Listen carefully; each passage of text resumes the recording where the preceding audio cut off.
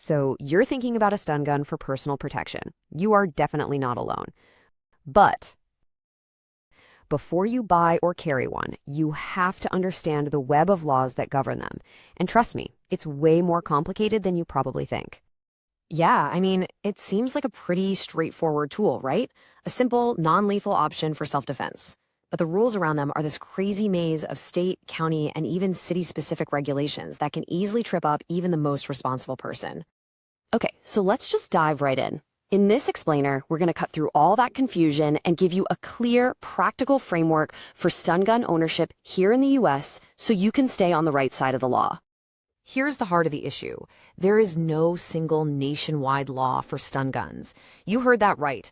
While they are legal at the federal level, the real rules are a patchwork quilt of state and local ordinances. This means the laws can change dramatically just by crossing a state line, or sometimes even just a city limit.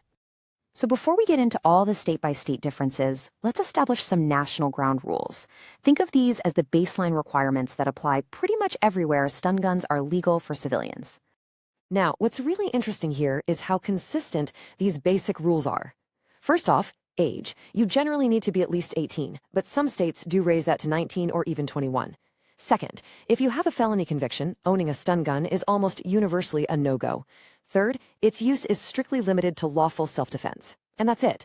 And finally, you can never carry them in sensitive places like schools, airports, or government buildings.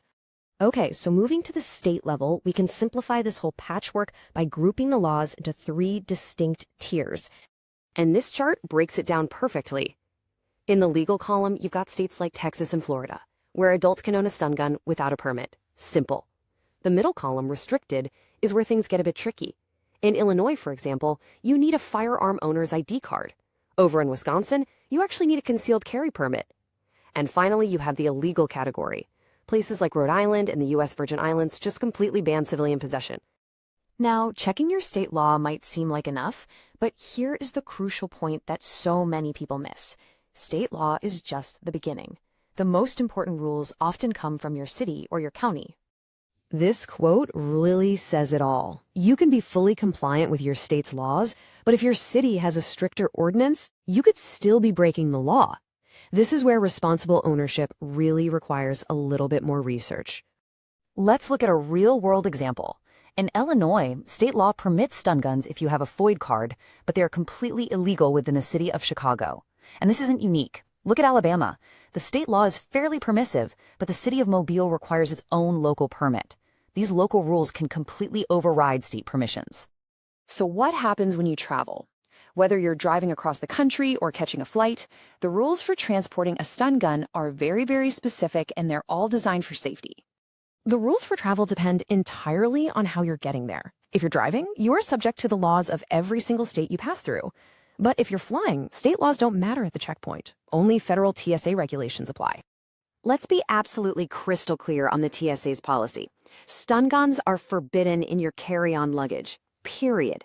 You may be able to place one in your checked baggage, but only if you follow special instructions to make sure it cannot accidentally go off. This is completely non-negotiable. And here is the most critical piece of information for air travel. Even if you pack your stun gun perfectly in your checked bag according to all the rules, the final decision always rests with the TSA officer on site. There is simply no guarantee it will be allowed. So as we wrap this up, the single most important takeaway from this whole explainer is that these laws are not set in stone. They change frequently as states and cities update their regulations. What's legal today might be restricted tomorrow. To stay compliant, here's a simple checklist to follow. First, check your state law. Second, check your county regulations. Third, and most importantly, check your specific city ordinances. And finally, if you plan to travel, you have to do this all over again for your destination.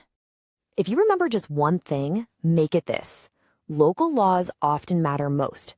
Don't assume your state's permission is the final word. A quick search of your city or county's regulations is the most critical step you can take to be a responsible owner. Ultimately, the complexity of all these laws brings up a bigger question. It's not just about whether you can own a stun gun, but whether you're prepared to take on the responsibility of staying informed and compliant with this ever-changing legal landscape. Because these laws are constantly evolving, please remember that this explainer is a guide. It is not legal advice. For the most current information, you have to check official state and local sources. To get you started, we've included a link to the latest federal guidance in the description below. Stay safe and stay informed.